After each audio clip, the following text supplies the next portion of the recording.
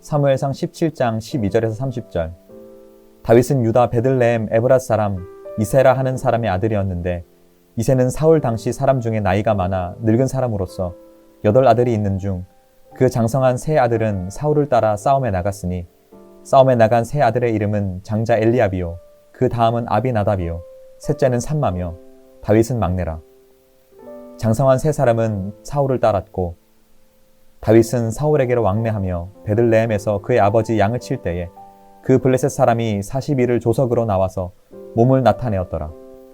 이새가 그의 아들 다윗에게 이르되 지금 내 형들을 위하여 이 볶음곡식 한 에바와 이 떡 10덩이를 가지고 진영으로 속히 가서 내 형들에게 주고 이 치즈 10덩이를 가져다가 그들의 천부장에게 주고 내 형들의 안부를 살피고 증표를 가져오라.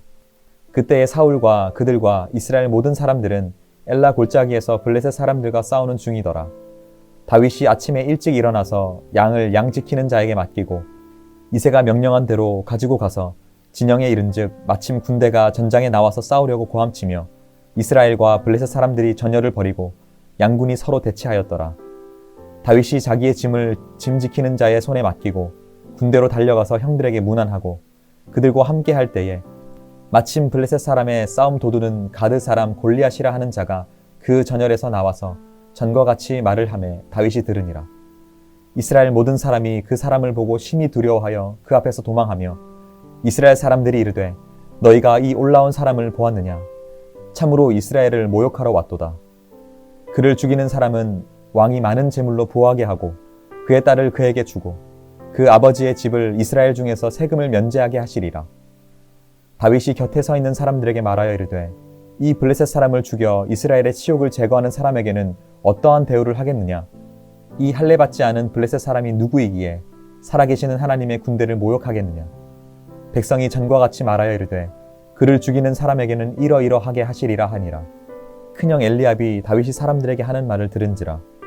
그가 다윗에게 노를 바라여 이르되 내가 어찌하여 이리로 내려왔느냐? 들에 있는 양들은 누구에게 맡겼느냐? 나는 내 교만과 내 마음의 완악함을 아노니 내가 전쟁을 구경하러 왔도다. 다윗이 이르되 내가 무엇을 하였나이까? 어찌 이유가 없으리이까 하고 돌아서서 다른 사람을 향하여 전과 같이 말하매 백성이 전과 같이 대답하니라. 성도 여러분 반갑습니다. 박신우 목사입니다. 오늘은 사무엘상 17장 12절에서 30절 말씀으로 길을 꺾지 맙시다 라는 제목으로 은혜를 나누려고 합니다.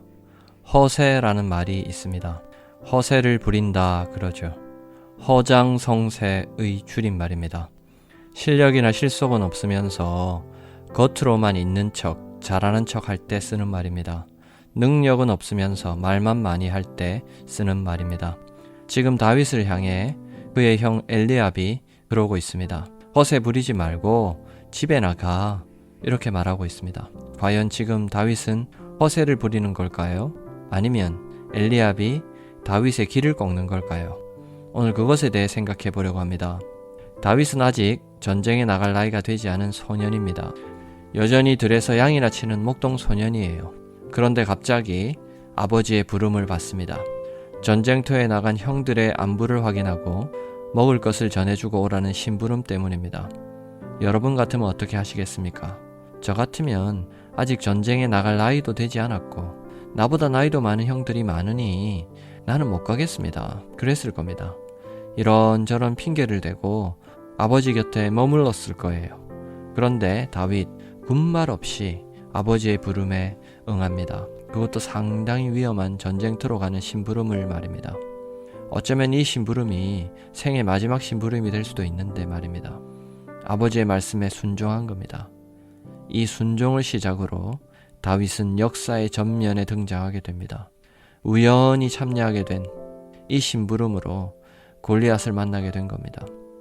그렇게 전쟁터에 나간 다윗, 이렇게 보니 벌써 양쪽 군대가 대치한 지 40일이나 지났는데도 양쪽 다 꿈쩍을 하지 않습니다. 전쟁이 교착 상태에 빠졌어요. 이스라엘 군대는 상대편 장군 골리앗의 위세에 잔뜩 겁을 집어먹고 꿈쩍을 안 합니다. 아니 무서워 감히 나설 생각을 못합니다. 이대로 있다가는 시간만 보내다 힘이 빠져 결국 크게 싸움에서 질 것 같습니다. 무언가 도움이 필요하다 생각했을지 모릅니다.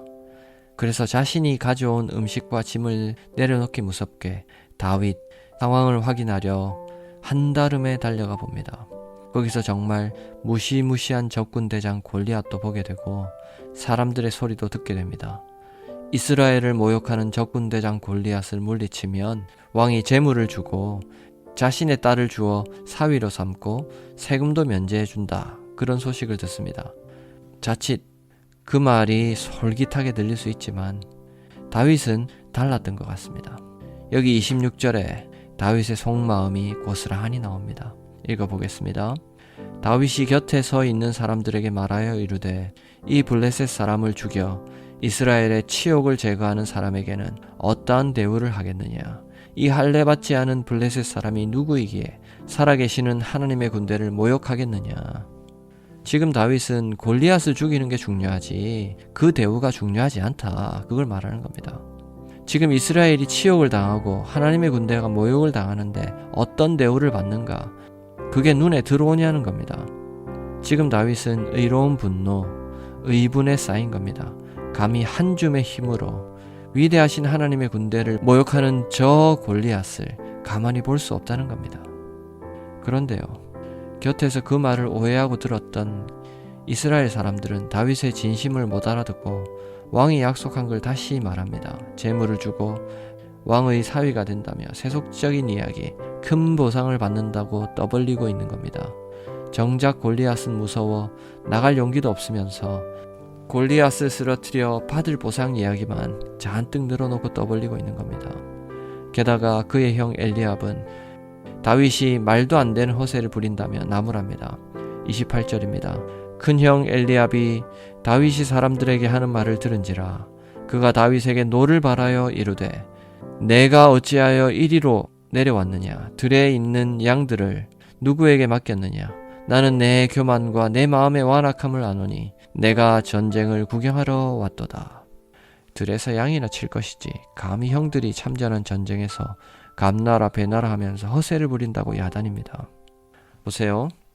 이쪽의 다윗은 하나님의 군대에 대한 생각에 골몰합니다. 골리앗이 비록 대단해도 하나님의 군대를 모욕하면 곤란하다 생각하고 어떻게 하면 하나님의 군대를 모욕하는 저 악한 적을 무찌를 것인가 고민합니다. 이야기예요.